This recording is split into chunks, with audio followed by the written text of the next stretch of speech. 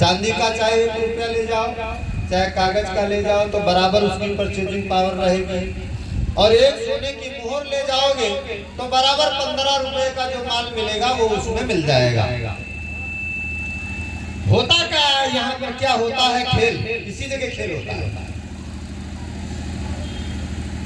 कुछ यहाँ के जो देशभक्त तो नहीं कहा जा सकता, देशद्रोही निश्चित कहा जा सकता है। उन लोगों ने अंग्रेजों से ये साझा किया और ये बताया कि फला व्यक्ति के घर में इतना सोना और चांदी है। तो उस जमाने में अंग्रेजों ने गांव में एक मुखिया बना दिया, चौकीदार बना दिया। पूरी चौक का जो गांव होता था और गांव में जिम्मेदार तालुकेदार जहां पर बैठते थे, वहां पर एक मैदान रखा जाता था, चौपार लगती थी, उसको चौक कहा जाता था। और चौक में किसी व्यक्ति को चुना गया कि कौन सा व्यक्ति जो सरकार के समस्याओं से, उनके मारपीट और विवादों से गांव के लोगों को बचाएगा। तो उसमें यह बताया गया कि ये व्यक्ति है। तो इस प्रकार से 4-5 लोग तैयार हुए। तो लोगों में फिर ये चुनाव किया गया कि सरकार और दोनों पक्ष की सहमति कौन ज्यादा रखेगा तो उसको चुना जाए।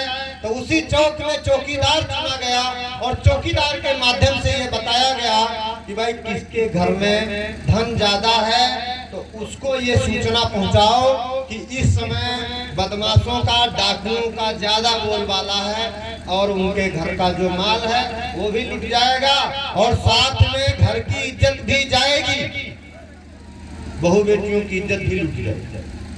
क्योंकि बदमाश तो बदमाश है, पुलिस क्या करेगी? पुलिस तो थाने में रहती है। ये दूसरा षड्यंत्र अंग्रेजों का ही था। जितने डाके पड़ते थे आपके जमाने में, अभी 20 साल पहले, अब तो नहीं ज्यादा पड़ते क्योंकि घरों में तो कुछ ही नहीं अब, तो इसलिए अब नहीं पड़ते। कहीं कहीं पड़ जाए अलग बात है, फिलहाल अब नहीं पड़ते। तो उस जमाने में पड़ते थे तो पुलिस जो है उस गांव में तब तक नहीं जाती थी जब तक डाका डालने वाले लोग डाका डाल के चले नहीं जाते थे गांव से बाहर। और जिन गांव में डाका पड़ता था इसकी पूरी सूचना थाने में होती थी। ऐसा नहीं कि बगैर सूचना के डाका पड़ जाए। आज भी जितने इस प्रकार के सीरियस क्राइम होते हैं वो पुलिस के संज्ञान के बगैर नहीं किए जा सकते, उसकी संज्ञान में। तो उस समय पर यह था कि अंग्रेजों ने गांव में ऐसी लूट चालू करवाई, ऐसा एक गिरोहबंद तैयार किया कि गांव में जबरदस्त लूटपाट शुरू हुआ। और फिर लूटपाट जब हुआ तो सुबह अब FIR लिखाने जाएंगे। तो इस प्रकार से 1857 की क्रांति के बाद फिर लूटपाट जबरदस्त चालू हुई, अंग्रेजों ने शुरू किया। और जब जनता भयभीत हो गई, जब सहम गई, जब डर में डूब गई, तो फिर ये 1934 का कानून लाए। और कानून ला करके 1 अप्रैल 1935 को इसको मान्यता स्थापित कर दिया। 1 अप्रैल 1935 को स्थापित किया। और पूरे हिंदुस्तान में जो भी गवर्नमेंट के दफ्तर थे, चाहे पोस्ट ऑफिस हो, चाहे बैंक हो, उसकी शाखाएं और एजेंसियां, उन सारी जगहों पर ये जश्न मनाया गया, ये मिठाइयां बांटी गई कि तुम जितने चांदी के रुपए रखोगे। उद्घाटन हुआ था, आप लोग उद्घाटन होता है कि नहीं होता है? तो रिजर्व बैंक का उस दिन उद्घाटन हुआ था। तो जितने हिंदुस्तान के लोग उसमें सोने और चांदी के अगर 1 मोहर रखती तो 15 रुपए कागज के, 2 मोहर रखेगा तो 30 रुपए कागज के, अगर 100 कागज के रुपए चाहिए उसको तो 6 सोने की मोहर और 10 चांदी के सिक्के, 15 छक्का 90। तो 15 सोने की मोहर और 10 चांदी के रुपए जमा करने होंगे भारत के लोगों को और उन्हें 1 कागज का नोट मिलेगा। अब हमें आप मोटी बुद्धि से यह समझाओ कि वो विद्वान थे कि भारत के लोग? आप लोग थोड़ा समझाओ ना। आपका सोना चांदी जमा हुआ और कागज की आप लेके आए, तो विद्वान वो थे कि भारत के लोग? अंग्रेज रहा विद्वान वे लोग। ठीक ठीक। आज भी हिंदुस्तान के अंदर आज 1 अप्रैल को हमारे नौजवान बच्चे मनाते हैं। क्या मनाते हैं? मूर्ख दिवस। क्या मनाते हैं? मनाया जाता है, कह रहे हैं। ठीक है ना? गांव देहात में जो हम जानते ना आज भी हमका नहीं मालूम। और तुम अपने अपने मोबाइल पे सर्च करके देख लो तो आपको ये पता चल जाएगा कि आप देखो, उससे देखो निकाल के कि रिजर्व बैंक की स्थापना कब हुई थी। तो 1 अप्रैल 1935 और 1 अप्रैल 1935 से आज तक हिंदुस्तान में हिंदुस्तान के लोग मूर्ख दिवस मनाते हैं। अब ये मूर्ख दिवस क्यों मनाते हैं? इसलिए उन लोगों ने मूर्ख दिवस मनाया था, ये बात तो सही थी, लेकिन हिंदुस्तान के लोग मूर्ख दिवस मना रहे हैं, ये बात मेरी समझ में नहीं आई अभी तक।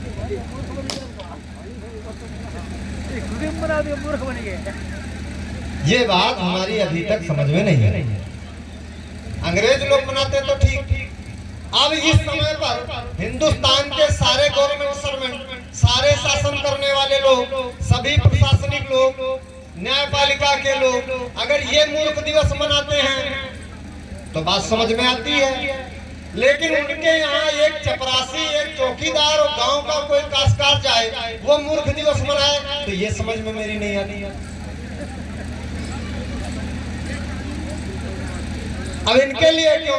सोना चांदी तो अंग्रेज अपने सामने लेकर चले गए, जो कुछ बच गया था वो ये ले गए। भारत के पहले प्रधानमंत्री से लेकर अब तक जितनी सांसदें लगती हैं, हिंदुस्तान के सभी सांसदों का विदेशों में सोना चांदी, लाखों करोड़ों रुपए सोने और चांदी के जमा है। आप अपने मोबाइल से रिपोर्ट निकाल लीजिए, मेरे पास तो सारी चीजें रखी हुई हैं। 447.30 टन खाली लंदन की बैंक में भारत का सोना रखा हुआ है। 447.30 टन सोना रखा हुआ है और भारत पर 205 लाख करोड़ रुपए कर्ज है भारत पर इस समय। और 447.30 टन सोना आपका रखा हुआ है विदेश में, जो भारत के शासन करने वाले लोग रखे हैं। और ये सारा शोषण सोना ऐसा नहीं है कि प्रधानमंत्री या उनके मंत्रियों ने नहीं, इसमें हिंदुस्तान के सारे डीएम कलेक्टर शामिल हैं। क्योंकि जिस गांव में, जिस क्षेत्र में कहीं पर कोई सोना चांदी निकलेगा तो सबसे पहले डीएम फोर्स लगा देता है वहां पर, और डीएम के माध्यम से, कलेक्टर के माध्यम से, एसपी के माध्यम से पुलिस की सुरक्षा में आपके गांव और शहर का सोना चांदी सरकार के अंडर कस्टडी में होता है। और वो खजाना आज तक कहां चला गया ये पता नहीं है किसी को। उसका मैं आपको कह रहा हूं, खाली ब्रिटेन की जो उसका वहां का कोष बनाया गया, वहां पर सोना रखा हुआ है। मैंने किसी पार्टी की तो बुराई करी नहीं। ये मेरे पास कागज है। अब आप लोग कहोगे वैसे तो मैं आपको जुबानी सुना दूंगा पूरा, हमें कागज देखने की जरूरत नहीं है। यहाँ पर एक आदमी और इनको कागज, हमें कागज देखने की जरूरत नहीं है, लेकिन आप लोग देखोगे तो आपको लगेगा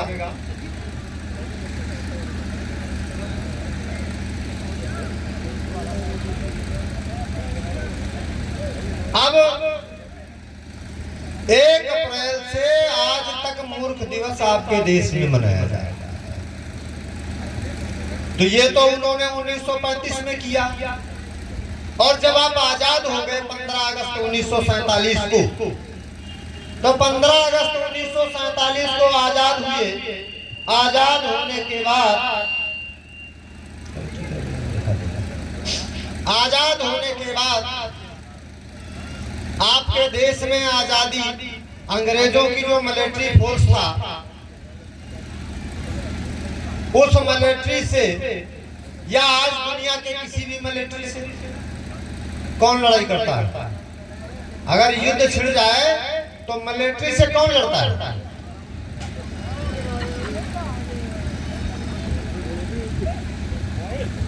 मान लिया हिंदुस्तान पाकिस्तान का झगड़ा शुरू हो जाए, चीन का जापान का शुरू हो जाए, तो कौन लड़ता है आमने सामने? मिलिट्री लड़ती है। अब हमें बताओ 1947 में जब आपका देश आजाद हुआ और अंग्रेजों के पास तो पुलिस थी, उनकी मिलिट्री थी, तो आपके भारत की तरफ से कौन सी मिलिट्री लड़ी थी? गांधी जी ने बनाई थी, नेहरू जी ने बनाई थी, पंडित जवाहरलाल ने। तो फिर कौन लड़ा था? अधिकारी लड़े थे, जनता लड़ी थी।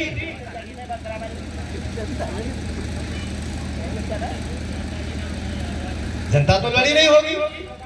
अभी लगा दिया जाए मिलिट्री और दो जो है पैरा कमांडो बुला दिए जाए और गांव वालों से कहा जाए चलो, कोई जाएगा? नहीं जाएगा। तो फिर वो रहस्य क्या था? ये सारी चीजें गोपनीय रखी गई, छिपा दी गई। जो मीटर लगाया गया मूर्ख दिवस मनाने का, वो उनका मीटर पैमाना था, जो लोगों के उनके दिमाग को, उनके सेंस को नापा गया। 1947 में जो आजादी मिली, वो आजादी उस जमाने में हमारे भारत के एक ऐसे वीर पुरुष, स्वाभिमानी व्यक्ति जिनका नाम बड़ी मुश्किल से लोग लेते हैं, वो मात्र एक नेताजी सुभाष चंद्र बोस। आप लोग अपने अपने मोबाइल पे निकाल सकते हो। ये सारा गोपनीय रखा गया और इसको निकालने में हम लोगों को 10 बरस लगे, तब ये सारा निकल के बाहर आया। नेताजी सुभाष चंद्र बोस और उनकी 26,000 फौज कलकत्ते में जब अंग्रेजों से भिड़ी थी और जब युद्ध छिड़ा हुआ था, तो 26,000 फौजी मारे गए। और आपको क्या पढ़ाया गया विद्यालय में कि बाहरे साबरमती के संत तूने कर दिया कमाल और चुटकियों में दिया फिरंगियों को निकाल। बाहरे साबरमती के संत तूने कर दिया कमाल। एक गाल पे चाटा मारे अंग्रेज, तो उनका नारा था दूसरा भी दीजिए। तो गाल देने से आजादी मिली थी।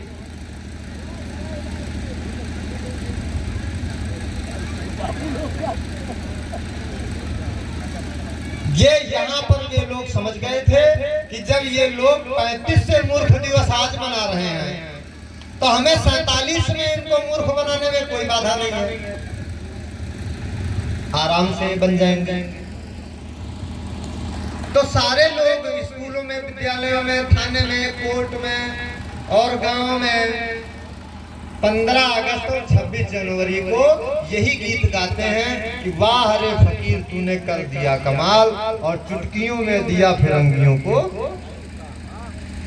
26,000 फौज आपके देश में आपके लिए लड़ते लड़ते कुर्बानी पाई और शहीद हुए कि हम आप लोग आजाद हों। और हम आप लोग आजाद हुए, लेकिन उनका जो सत्य था, जो सच्चाई थी, जो हकीकत थी, उसे दबाया गया। वो इसलिए दबाया गया कि जो हिंदुस्तान में शेष बचा है क्या? भूमि। ये जो जमीनें पड़ी हुई हैं, ये लेनी थी। सोना चांदी तो गया, इज्जतें तो गई, अब जमीन लेनी है। तो उसी समय 47 में आजादी होने के मिलने के बाद एक भूमि अधिग्रहण कानून पास हुआ, जिसमें जिम्मेदारी विनाश की बात आई कि जिम्मेदारी हटा दी जाए और भूमि व्यवस्था कर ली जाए। जिम्मेदारी विनाश अधिनियम एवं भूमि व्यवस्था, उस कानून का नाम 1950 का। जिम्मेदारी का विरोध हुआ, जिम्मेदारी खत्म कर दी गई और भूमि व्यवस्था रह गई। अब भूमि व्यवस्था कहां से शुरू होती है? 1950 के बाद जब 1956 और 58 के आसपास देश में चकबंदी का कार्यक्रम शुरू हुआ, तो जिन जिन जमीनों पर लोग काबिज थे जमींदारों के जमाने में, वे जमीनों के चक काटे जाने लगे कि मेड़ बांध दी जाए और उनके चक बना दिया जाए। तो चकबंदी शुरू हो गई, ठीक है ना? अब चकबंदी में क्या करोगे? आपको जो अच्छी जमीन चाहिए, उसके लिए आपको नायब तहसीलदार और चकबंदी अधिकारी को खुश करना होगा, लेखपाल को नाप करके जरी फीता उधर से डाल दे, तो घर में जो आप बहू बच्चियों का रखा हुआ पायल और झुमकी जो रखा हुआ है वो आपको पहुंचाना है। किसको पहुंचाना है? वो अधिकारियों को पहुंचाना है। और जब अधिकारियों के यहाँ पहुंच जाएगा तो अधिकारियों के यहाँ एक कोई और आदमी लगा के रखते हैं शासन करने वाले लोग, और अधिकारियों के यहाँ फिर छापा डाला जाएगा और उनको ये बता दिया जाएगा कि इनके यहाँ नाजायज रुपया मिला है। और वो कौन विभाग है? Income tax.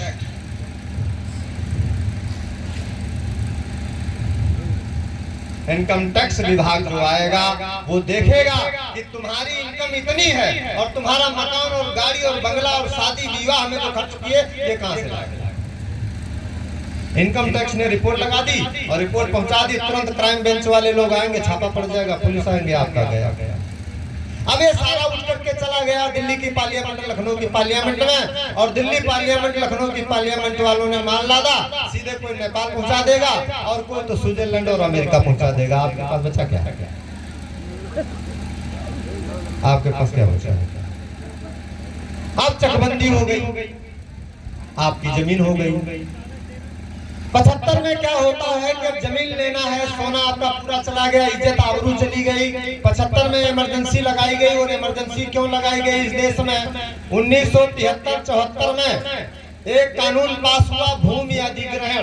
अभी चकबंदी हुई थी, आप स्वामी बने, आप भूमि अधिग्रहण होगा, भूमि अध्यापित कराई जाएंगी। और वो भूमियां, जमीनें जिन जमीनों पे काबिज हैं और गांव में पशुचर और बंजर पड़े हुए थे, बच्चों के जो खेल के मैदान जिसमें खेलते थे, जो पैरों में धूल लगती थी, बीमारी जाती थी, लोग खेलते थे, कूदते थे, और उसमें जो है उनका व्यायाम होता था, कसरतें करते थे, वो तो सारा चला गया।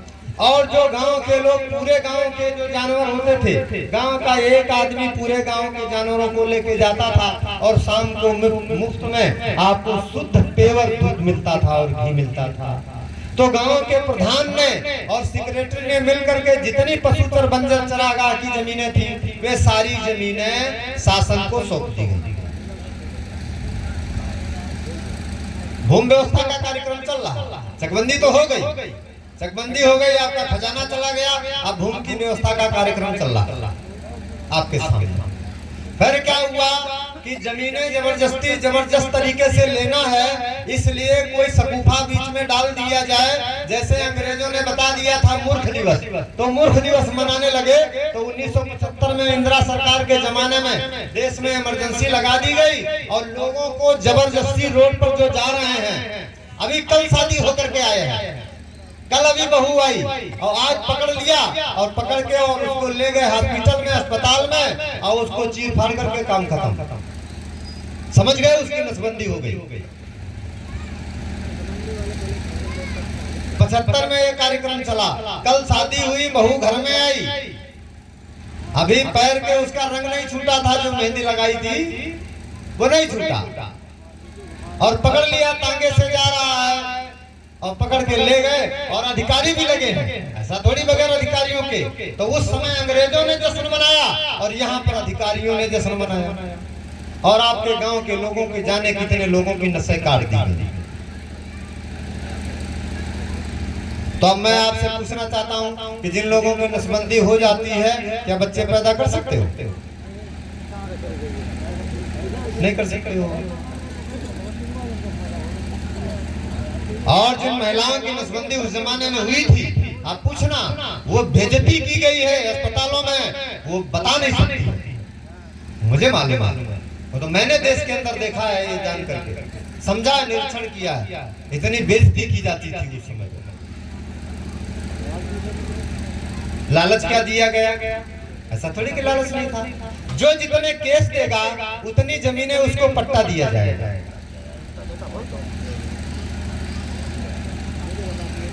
लालच नहीं मिलेगा तो आप आओगे कैसे? क्योंकि भूमि व्यवस्था का कार्यक्रम चल रहा है। अब यहाँ पर क्या होता है कि जमीन आपको दे दी गई, एक गांव में 100 बीघे काश्तकारों को दे दी गई, और एक गांव में एक जंगल 989 बीघे का होता है लगभग। तो एक गांव में कितने जंगल होते हैं? हजारों बीघे जमीन। प्रधान और खंड विकास अधिकारी, ग्राम विकास अधिकारी के माध्यम से आपकी जमीनें सारी वन विभाग को सौंप दी गई। और जिन जमीनों में आपके जानवर चलते थे, आपको मुफ्त में दूध मिलता था, शुद्ध आपको घी मिलता था, जिसमें कोई बीमारी नहीं थी, और उस घी को जो आप घर में डालते थे तो सामने उसमें खुशबू आती थी, वे जमीनों पे आज सब बबूल के कांटे लगे। आप नजर उठा के देख लीजिए, पूरे हिंदुस्तान में उन सारी जमीनों पे बबूल के कांटे लगे। और वे कांटे कि जो कांटे आपके पैर में चुभ जाए तो पके बगैर नहीं बच सकता। जो जंगली बबूल है ये लगा। अब आप अपनी साइकिल लेकर के नहीं जा सकते, जाओगे तो फिर पैदल आओगे, जिसका परिणाम ये है कि आज हिंदुस्तान के सारे गाय रोड पर हैं और गांव के लोग उन गायों के पीछे भाला लेके घूम रहे हैं, मारने के लिए, कत्ल करने के लिए। और कृष्ण भगवान क्या कहते हैं इसी भारत की भूमि पर कि है पर जिस देश में गौवध होता है, गौ हत्याएं होती हैं, गाय को मारा जाता है, वो देश कभी नहीं पनप सकता। अगरबत्ती लगाने से होगा अयोध्या में, अगरबत्ती लगाने से देश का उत्थान हो जाएगा।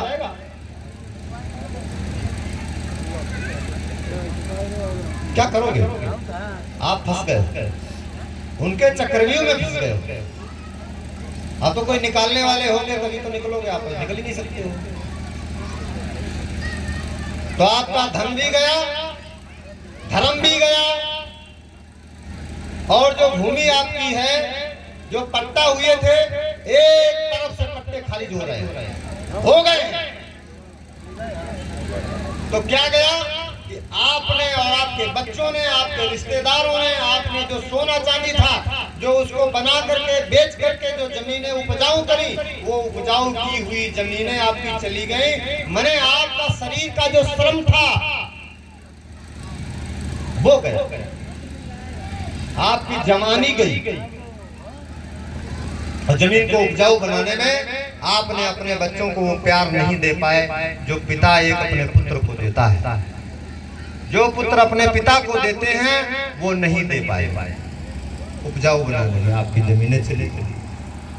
तो व्यवस्था किसकी हुई जमीन की? काश्तकारों की हुई, काश्तकारों की हो गई ना व्यवस्था। जिम्मेदारी तो गई, लेकिन भूमि व्यवस्था चल रही है। तो ये सारी जमीनें हिंदुस्तान के जितने डीएम और कलेक्टर हैं, रेवेन्यू कानून के तहत जो 1959 में कानून पास हुआ था, उस कानून के तहत वे सारी जमीनें वन विभाग को सौंप दी गई। और वन विभाग वालों ने विदेशी जितना पूंजी निवेश किया जा रहा है, वो सारी फैक्ट्रियां, और उन फैक्ट्रियों से जो गंदगी और वातावरण जो गंदा हो रहा है, उन गंदगी से हिंदुस्तान का प्रत्येक आदमी एक तरफ से रोगी होता जा रहा है। आपका विकास कहां हुआ? सोना गया, जमीन गई। इसलिए मैं कह रहा हूं कि अंग्रेजों के द्वारा बनाई गई कोई भी व्यवस्था, कोई भी चीज आपके हितकर नहीं होती, आपके लाभकारी नहीं। तो पट्टे चले गए। अब आया है भूमधरी का नंबर। ऐसा मत सोचो कि तुम भूमि के मालिक हो, तुम्हारा पुश्तैनी जमीन है, तुम्हारा कुछ नहीं। इसके बाद आ रहा है, आज घरों में जब जाओगे तो यही सोचोगे कि कौन सा आया था और क्या बता दिया। और ये मेरी बात उस समय याद आएगी जिस दिन आपके जमीन पे झंडी गड़ी होगी और आपके गांव के लोग कहेंगे कि तुमने कर्जा लिया था और तुमने पैसा क्यों नहीं जमा किया। तुम्हारे गांव का तुम्हारा विरोध करेंगे, तुम्हें साथ नहीं देंगे। और बैंक वाले, तहसीलदार, लेखपाल, पूरी जो समिति इनकी बनेगी, समिति वाले गांव के 4 लोगों को ये बताएंगे कि तुम खाली साथ दीजिए थोड़ा सा, और तुमको जो है कॉलोनी दे दी जाएगी, और फिर से आपको जमीन कर दिया जाएगा, आपको मकान दिया जाएगा, आपकी खिलाफत करेगा, तुम्हारे गांव का आदमी करेगा, और तुम कुछ नहीं कर सकते। तो हिंदुस्तान में 1974 और 75 में जब ये नसबंदी का कार्यक्रम और भूमि अधिग्रहण जब कानून पास कर दिया गया और उसी समय ये योजना अमेरिका से लॉन्च कर दी गई, क्या थी? भारत को विकास की दिशा में ले जाया जाए। वहीं पर किसान क्रेडिट कानून बनाया गया और किसान क्रेडिट का माध्यम से और देश को 10 साल के बाद कर्ज देने की योजना शुरू हो गई 75 के बाद। इधर तो पट्टे का कार्यक्रम चलता रहा और नसबंदियों का कार्यक्रम चलता रहा और इधर कर्ज देने का भी कार्यक्रम शुरू हो गया। जो जमीनें आप स्वामी थे, भूमि स्वामी थे, भूमिधरी थे, आप मालिक थे। बे गांव की कोई भी गांव आप देख लीजिए, शहर गांव की सारी 90% 95% जमीनें आपकी कर्ज में डूबी हुई मिलेंगी पूरी। और कर्ज आप देने से कर्ज कहीं नहीं दो, क्यों नहीं दे पाओगे? भूमि व्यवस्था चल रही है, भूमि व्यवस्था की जा रही है, भूमि को व्यवस्थित की जा रही है। और ये क्यों जरूरी पड़ गया? ये 15 अगस्त 1947 को जो जंग लड़ी गई थी, जो ट्रायल हुआ था, उस बात को दबाने के लिए और उधर आप जीत ना पाओ इसलिए कार्यक्रम कर रहा है। वो मैं अभी बताऊंगा 15 अगस्त का मेन मामला क्या है। पहले यहाँ देख लीजिए कि आप जा कहाँ रहे हो। आप जिंदाबाद उसकी मुर्दाबाद इसकी जिंदाबाद में लगे हो तो तुम जा कहाँ रहे हो? अपने बच्चों को कहाँ ढकेल रहे हो गड्ढे में, उनको कहाँ गिरा दे रहे हो? महिलाओं को, बच्चियों की इज्जत कहाँ खतरे में जाने वाली है, उस पर आप समझिए। कर्ज आप दे नहीं पाओगे, क्यों नहीं दे पाओगे? सरकार के जब विचार में आया कि अब हमें भारत की जमीन हड़प कर लेनी चाहिए, साइमन कमीशन जो आया था तो उसने भूमि हड़प कानून पास किया था। वो अंग्रेज था, तो आज भी अंग्रेज का ही कानून चल रहा है।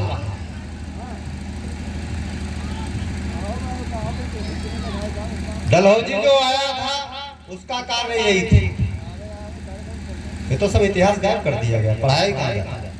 डलहौजी का काम यही था, भारत में आया और जमीन को जो हथियाने का काम शुरू किया था। तो आज को ये दरिंदे कम थोड़ी है, तो उनसे भी खतरनाक। तुम्हारा भाई दरिंदा बन के बैठा है, तुम समझ नहीं पा रहे हो।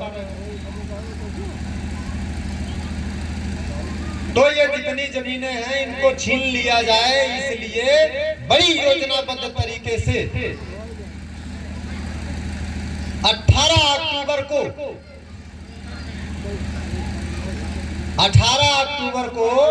1918 में देश में नोटबंदी का शायद ऐलान हुआ था।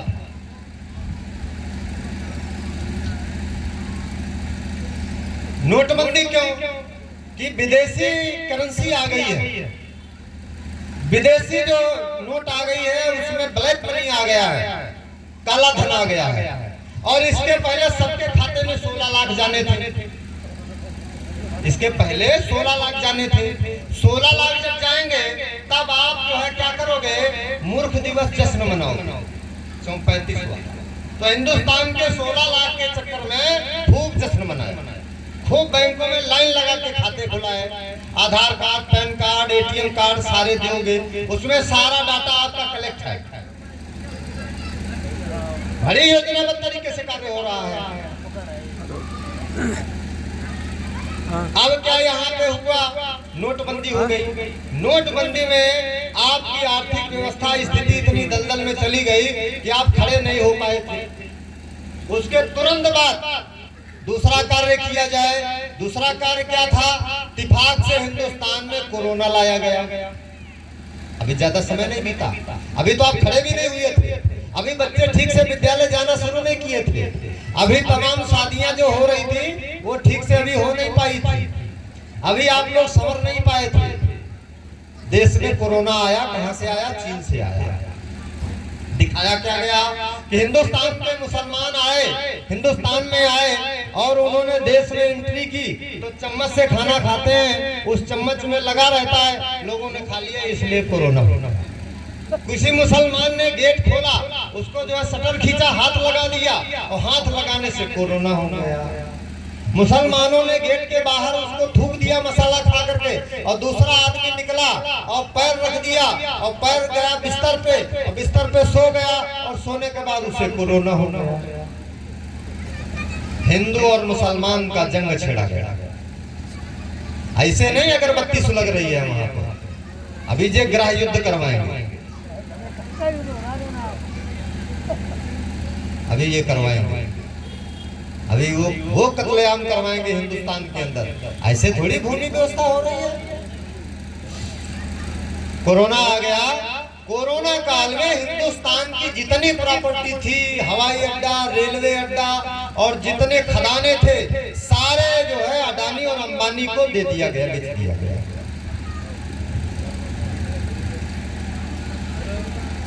अडानी अंबानी क्या है? अडानी अंबानी एक मोहरा है जो सरकार के आगे खड़ा हुआ है और पीछे सरकार है। और जिसे आप सरकार समझते हो, भारत की सरकार, वो भारत की सरकार नहीं। वो 1857 में जो सरकार बनी थी ईस्ट इंडिया कंपनी को हटा करके, गवर्नमेंट ऑफ इंडिया, वो ये है। तो तुम्हारी सरकार कब बनी? वो तो ट्रांसफर ऑफ पावर हुआ था 15 अगस्त 1947 को, क्योंकि बिना खटक बिना ढाल से आपको आजादी मिली। आपने मान लिया और आपने समझ भी लिया कि नहीं, बात सही है। तो जब बात सही है, बिना खटक और बिना ढाल से आजादी मिल गई, तो इतनी सस्ती मिली। तो जब इतनी सस्ती मिली, आप इतना भी नहीं सोचोगे अपने देश के बारे, वतन के बारे में, अपने मुल्क के बारे में सोचोगे नहीं, तो फिर आपके बारे में कौन सोचेगा? तो ये सारी प्रॉपर्टियां अडानी और अंबानी को दे दी गई। अब जब सारा प्राइवेट हो गया, सरकारी कुछ बचा नहीं, और उसके बाद भी तुम वोट देने की तैयारी कर रहे हो कि नहीं सरकार बनानी है। सरकारी कुछ है नहीं, अब आप जबरदस्ती सरकार बना रहे हो और मानोगे भी नहीं। तो तुम बनाओगे, मानोगे भी। अगर मान जाते तो भगवान राम को बार बार संदेश भेजना पड़ा कि हमारी वापस कर दीजिए, मैं युद्ध नहीं चाहता हूं, इसमें भारी नरसंहार होगा। यदि वो मान जाता तो फिर वो होता क्यों? तो आप मानोगे नहीं, ये भी मैं आपको जानता हूं। लेकिन मैं ये जानता हूं कि इसमें कुछ लोग ऐसे तैयार हो जाएंगे कि हिंदुस्तान को कम से कम बचाया जाएगा। वैसे तो बचने के रास्ते सब खत्म है, कोई रास्ता नहीं। सारे पट्टे चले गए, सारी आपकी जेवरातें चली गई, आपके पास कुछ बचा नहीं। जो जमीनें हैं कर्ज में डूब गया, आपके पास जितनी गाड़ियां हैं सब कर्ज में हैं, शहरों में जितने मकान हैं सब हाउसिंग लोन पर हैं। आपका बचा क्या? आपके पास है क्या? अब क्या हुआ, जो कोरोना में बहुत से लोग सोचते हैं कि हमने तो कर्ज लिया नहीं है, ये तो गलत कह रहे हैं, हमने लिया ही नहीं है। आप भूल रहे। लॉकडाउन में जबरदस्ती इंजेक्शन लगवाया गया। एक इंजेक्शन की कीमत आपको पता है? वो समय आने की बताई जाएगी, वो अभी नहीं बताई जाएगी। तुमको मैंने बचाया है, मेरी सरकार ने बचाया है, और तुम सरकार के खिलाफ आवाज उठाते हो। इसलिए उस इंजेक्शन की कीमत, उसे कीमत मिलेगी। और कीमत तुम दे नहीं पाओगे। क्यों नहीं दे पाओगे? वो इसलिए नहीं दे पाओगे, उन्होंने धूम व्यवस्था करने की जो योजना बनाई थी, तो वो जो जश्न मनाया था 1 अप्रैल 1935 को कि रिजर्व बैंक का कागज आप लोगे और सोने चांदी जमा करोगे, तो भविष्य में जब भी भारत के अंदर क्रांति उठेगी या देश में कुछ जानकार जागरूक लोग आ जाएंगे और देश के अंदर अगर कोई त्यागी महापुरुष महात्मा खड़ा हो जाएगा और अगर उन चीजों को बता देगा, तो ये क्रांति खड़ी हो सकती है। इसलिए हमारे लुटेरे लोग जो है वो कैसे निकलेंगे, इसके लिए उन्होंने हिंदुस्तान में जितने दफ्तर खोले बैंकों के, क्योंकि बैंक के माध्यम से अच्छी लूट होती है, बैंक के माध्यम से अच्छी लूट होती है। तो हिंदुस्तान के सारे बैंक आपको भाड़े पर मिलेंगे, किराए पर। लगभग 1-2 की तो मैं नहीं कहता, लेकिन आप जितने बैंक देखोगे हिंदुस्तान में, वो सारे बैंक आपको किराए पर मिलेंगे और आपको मकान बनाने के लिए 1 लाख 2 लाख 50 लाख करोड़ मिलेगा कि आप मकान बनाओ। आज तक उनके पास इतना पैसा नहीं हो पाया कि वो अपनी इमारत बना लेते और जहां पर इस गांव का पैसा सुरक्षित होता। आपका पैसा किराए पर रखा हुआ है, जो किराए का क्वार्टर है उसमें रखा है, और किराए के क्वार्टर का कर्मचारी और अधिकारी कब चिप निकालेगा, निकाल के भाग जाएगा, आपको कुछ पता नहीं।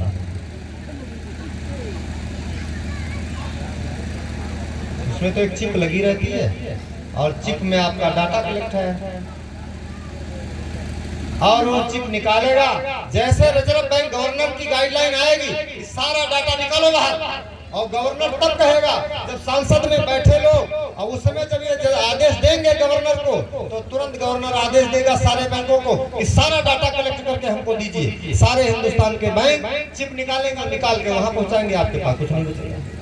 इसलिए हिंदुस्तान के बैंक वालों ने आपकी किताबों में और प्रचार हुआ था कि आपका 10, 20, 50 लाख करोड़ जमा हो, लेकिन आपको गारंटी बैंक मात्र 2 लाख रुपए की लेता है। बहुत लोगों को मालूम है, अभी 2 बरस पहले ये चीज आ गई थी।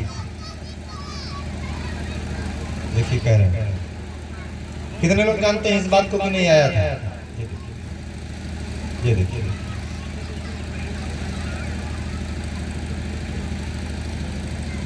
आपके पास समय ही नहीं है कि देश में क्या हो रहा है। देश क्या हो रहा है, पड़ोसी से तो आदमी जल रहा है, सामने वाले से उसका खून का प्यासा है। देश